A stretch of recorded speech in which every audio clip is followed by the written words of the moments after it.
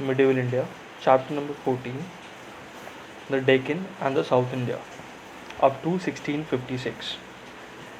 We have mentioned in an earlier chapter that the following following the breakup of the Bahmani kingdom, three powerful states, Ahmednagar, Bijapur, and Golconda, emerged on the scene, and that they combined to crush the Vijayanagar at the Battle of Banihatti near Talikota in 1565. After the victory, the Deccani states resumed their old ways. Both Ahmednagar and Bijapur claimed Sholapur, which was a rich and a fertile tract. Neither wars nor marriage alliances between the two could resolve the issue. Both the states had the ambition of conquering Bidar. Ahmednagar also wanted to annex Berar in the north. In fact, as the descendants of the old Bahmani rulers, the Nizam Shahis claimed a superior, if not a hegemonistic position in the Deccan.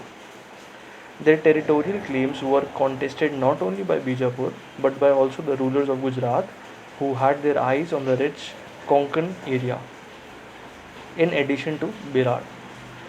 The Gujarat rulers actively aided Berar against Ahmednagar and even engaged in a war against Ahmednagar in order that the existing balance of power in the Deccan was not upset. Bijapur and Golconda clashed over the possession of Naldorg.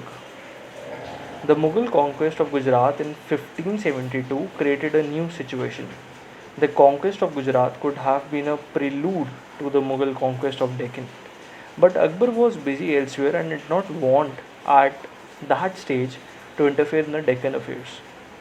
Ahmednagar took advantage of the situation to annex Berar. In fact, Ahmednagar and Bijapur came to an agreement whereby Bijapur was left free to expand its dominions in the south at the expense of Vijayanagar, while Ahmednagar overran Berar. Golconda too was interested in extending its territories at the coast of Vijayanagar. At the cost of Vijayanagar. All the Deccan states were thus expansionists. Another feature of the situation was the growing importance of the Marathas in the affairs of the Deccan. As we have seen, the Maratha troops have always been employed as loose auxiliaries or bargirs, Bagirs, usually called Bargis, in the Bahmani kingdom.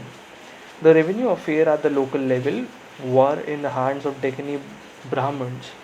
Some of the old Maratha families which rose in the service of the Bahmani rulers and held mansabs and jagirs from them were more Nimbalkar, Ghatge, etc. Most of them were powerful zamindars or deshmukhs as they called in the Deccan. However, unlike the Rajputs, none of them was an independent ruler or ruled over a large kingdom. Secondly, they were not the leaders of the clans on whose backing and support they could depend. Hence, many of the Maratha Sardars appear to be military adventurers who were prepared to shift their loyalty according to the prevailing wind. Nevertheless, the Marathas formed the backbone of the landed aristocracy of the Deccan and had a position similar to the one held by Rajputs in a large parts of North India. During the middle of the 16th century, the rulers of the Deccan states embarked upon a definite policy of winning over the Maratha to their side. The Maratha chiefs were accorded service and positions in all three leading states of the Deccan. Ibrahim Adil Shah of Bijapur, who ascended the throne in 1535, was the leading advocate of this policy. It is said that he, en- he entertained 30,000 Maratha auxiliaries, Barges, in his army and showed great favor to the Marathas in the revenue system. He is supposed to have introduced Marathi in revenue accounts at all levels. Apart from increasing his favors to old families, a few other families, such as the Bhonsle, who had the family name of Ghorpade, the Dafils or Chavans, etc., Shavans, etc., also rose to prominence in Bijapur as a result of this policy.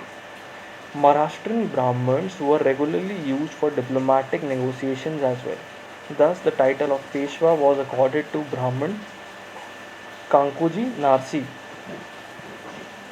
by the rulers of Ahmednagar. Marathas played an important role in the states of Ahmednagar and Golconda as well. It will be thus be seen that the policy of allying with local landed and military classes had been initiated by the Deccani rulers even before such a policy was implemented by the Mughals under Akbar. Thank you everyone for tuning in. In the next part, we'll start with the next paragraph, the Mughal advance towards the Deccan, on page number 174. All the best for exams. Do share and subscribe the channel for more videos like this. Thank you everyone.